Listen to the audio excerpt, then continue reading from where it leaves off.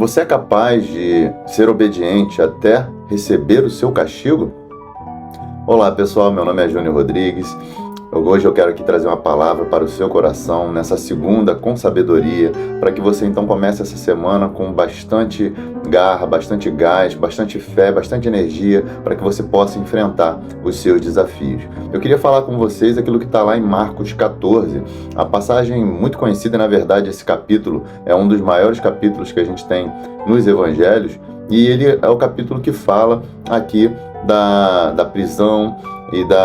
e do julgamento de Jesus, no momento em que ele vai ser então preso pelos sacerdotes, principais sacerdotes dos judeus, para que ele venha então a ser julgado e então ele possa ser crucificado e ressuscitar para nos dar a vida eterna. Então a passagem que eu quero ler está lá no versículo 32, que fala assim: então foram a um lugar chamado Getsêmani.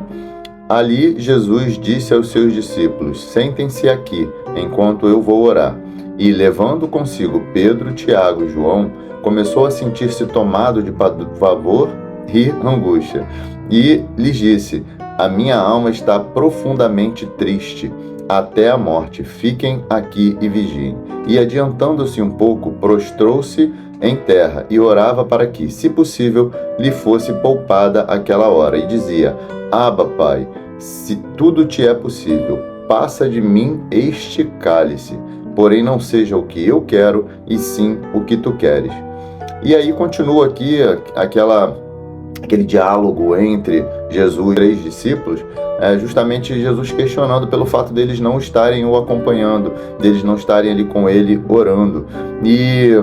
chegando lá no versículo 42, onde de fato então Jesus diz: levante-se, vamos embora, eis que o traidor se aproxima. Então a gente percebe aqui que Jesus, mesmo diante daquilo que ele viria a sofrer, ele foi capaz de obedecer à vontade de Deus, aquilo que ele tinha sido enviado para fazer,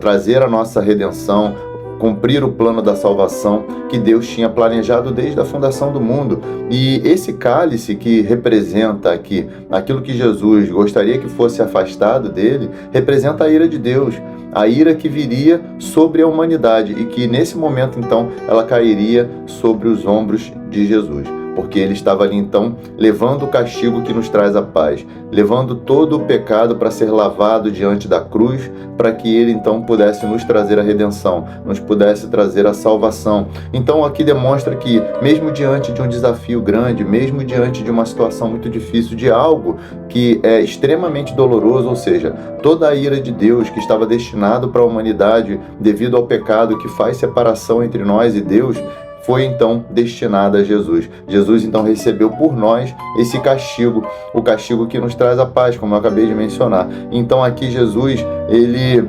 tornou-se a propiciação pelo pecado, ou seja, ele pagou a dívida do pecado, como depois, mais tarde, vai ser dito lá na cruz: tetelestai, está consumado, está pago, naquilo que então Jesus, ao invés de